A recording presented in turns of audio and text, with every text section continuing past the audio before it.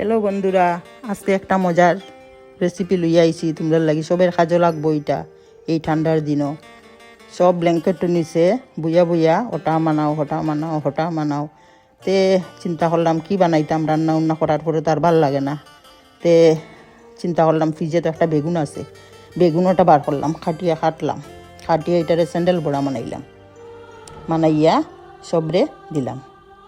Sandal বড়া খাওয়ার পরে সবের গরম জল লাগে, হাত ধুইতা মুখ ধুইতা, তারপরে কতটা বেশি করিয়া মানাইলাম গরম জল মানাইয়া এটা ফ্রিজে নিয়ে রাখলাম ঢুকাইয়া। তারপরে এখন চা লাগে, গরম চা লাগে।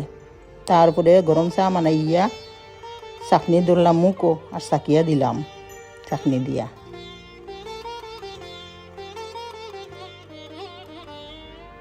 চলো বন্ধুরা, দেখা হইব আবার নেক্সট ভিডিওতে।